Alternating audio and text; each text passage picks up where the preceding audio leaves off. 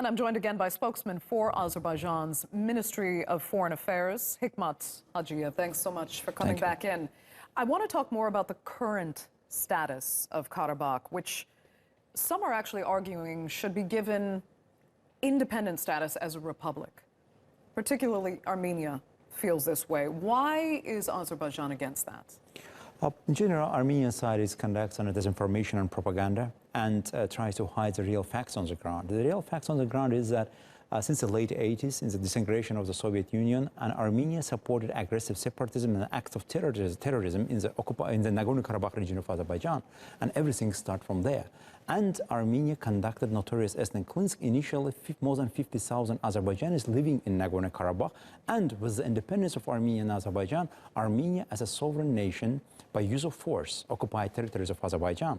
It's a result of use of force, and no one, therefore, international community cannot recognize the acts on the ground which resulted as a result of use of force. That's completely unacceptable, but Azerbaijan doesn't deny the rights of Armenian community, but as the citizens of Azerbaijan, nationals of Azerbaijan living in Nagorno-Karabakh, they should live side by side with Azerbaijanis. Therefore, you cannot build happiness on the tragedy of others. You cannot conduct ethnic cleansing and then claim that that's in a so-called whatever. Yeah. But I'll ask a question. Yes, let me rephrase it then.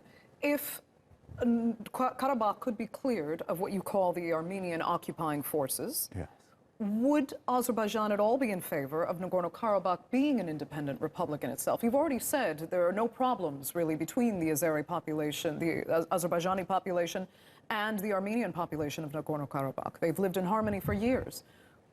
Would Azerbaijan back an independent state? So there is a very proper answer by the side of the international law. And international law recognizes the territorial integrity, sovereignty, and inviolability of internationally recognized borders of Azerbaijan. And Armenians as an ethnic minority living in Nagorno-Karabakh region of Azerbaijan, and their history only dates back 100 years when Tsar Russian Empire organized a settlement of Armenians in Nagorno-Karabakh region of Azerbaijan. And therefore, by law and based on the concept of self-determination, they are not entitled for secession from the sovereign territories of Azerbaijan, which is endorsed and recognized by the international community. Therefore, within the boundaries of Azerbaijan, that's a modern international law, calls it internal self-determination rather than external self-determination. External self-determination mainly deals with the period of colonialism that happened in the 60s and 50s. But now we're talking about the modern international law that calls for internal self-determination that can be applied to Armenians of Nagorno-Karabakh together with Azerbaijanis. They can exercise with right, and within the boundaries of Azerbaijan, they can coexist and live peacefully. That is the answer coming from the international law. There's some vacillation sometimes between what role international powers play and whom they seem to support in this conflict. But most recently, we've had France saying that it's Azerbaijan that needs to stop making inflammatory comments, such as saying that, you know, Azerbaijan has historic land of its own in or within Armenia's borders that perhaps should be reclaimed, and it makes others question what Azerbaijan's ultimate goals are here. Do you think Azerbaijan could perhaps tone down what it's said on the diplomatic front, or is too much being made out of certain states? Well, what Azerbaijan is saying, Azerbaijan is speaking on behalf of the justice, and Azerbaijan's territories have been occupied, and Azerbaijani citizens are the subject of ethnic cleansing, genocide, and crimes against humanity, and Khojaly was one of the cases.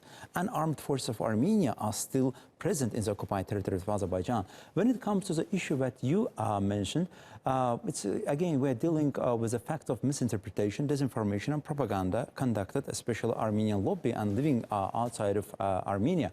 And as regards to the issue on the ground, President of Azerbaijan simply said that Azerbaijanis should return to their historical lands. It's one of the fundamental humanitarian principles of every conflict resolution process that people should be entitled to return to their homes. And therefore, Azerbaijanis who were ethnically cleansed from the occupied territories, including the current territory of Armenia, where 200,000 Azerbaijanis were ethnically cleansed, they have a right peacefully to return back to their homes. That is a message of Azerbaijan. And unfortunately, again, we are dealing with the fake news, disinformation, and propaganda, mainly conducted by Armenian side. That is our message to Armenian side. Armenian president talks to the youth of this country and says that my generation conducted occupation of Nagorno-Karabakh. Your generation should conducting wars against neighboring countries should occupy Ararat. That's an Aghrada, the current territory of Armenia.